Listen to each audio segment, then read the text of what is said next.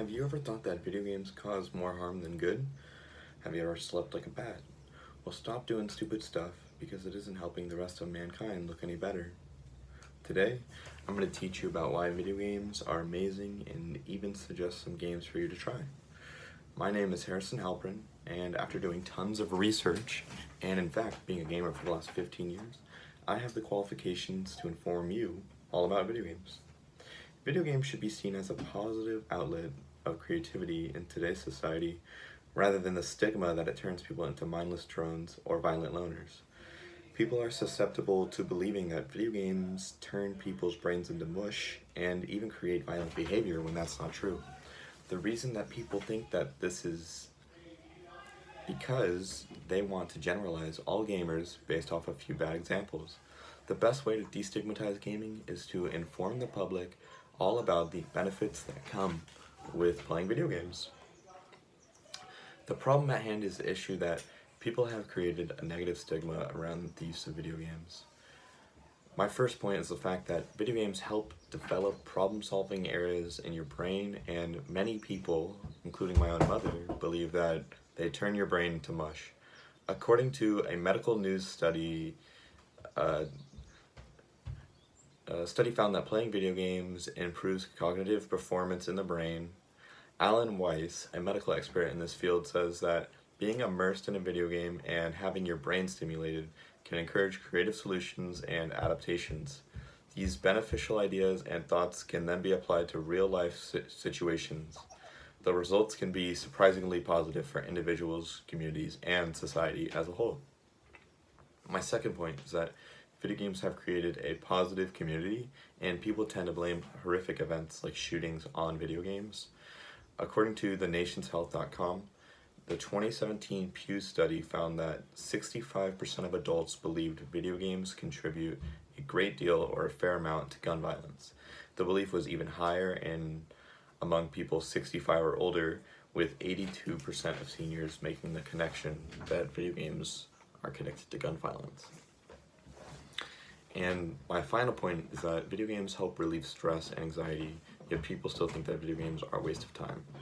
This may be why more than 60% of CEOs, CFOs, and other executives take breaks at work every day to play games, including classic and free online games like Solitaire. But how did we as a society let this happen? How did video games get the bad rap that they have? Well, the reason that video games seem so negative is because they seem addictive, many are violent, and gamers can seem antisocial. But these points only seem true because on the surface of reality, they are. The truth is that people play a lot of video games because they're fun and they enjoy them. They enjoy the problem solving or the competition of getting the highest score in the game. I found myself gaming for hours on end with the only goal in mind being to improve in the game that I'm playing. And also, playing video games can help improve your communication and problem solving skills because you're communicating with teammates or whatever. The idea that violent video games makes violent mindsets is untrue because, if anything, people are able to relieve some tension. It helps people get their anger out in a fake world where no one can actually get hurt.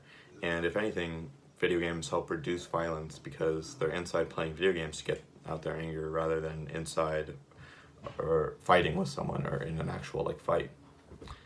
And finally, the idea that gaming is antisocial is beyond the construct of stupidity and should hardly need any counterargument.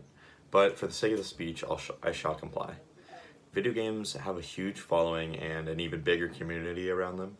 People come together from all across the world to make, to play, and to watch video games.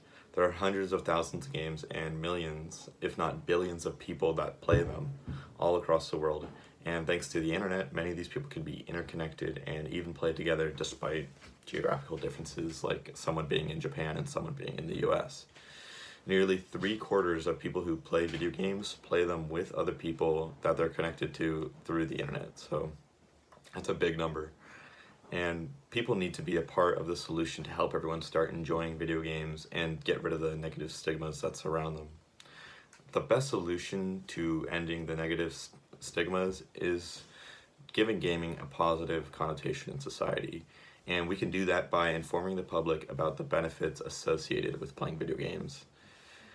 Video game benefits include the fact that they're a great way to relieve stress and anxiety, and they also include the fun and enjoyment that they provide to millions of people every day. The best thing for you to do to help spread this message of positivity is to make a social media post that encourages others to spread the message that gaming is good. That way we can reach out to as many people as we can and inform the public about the reality that video games are good. So if you have to take anything away from this speech, take the message that video games are a great outlet for creativity today, and that they help relieve stress and anxiety, and are good for creating a community for people to be a part of. And if you got some time this quarantine to try some new games, go ahead and look into Clash Royale on your phone, Fortnite on your console, and Dota 2 on your computer. I really like the game Slay the Spire 2. It's on the computer. And thanks for listening. Yeah. Sorry about all the background noise, by the way. My family's... yeah.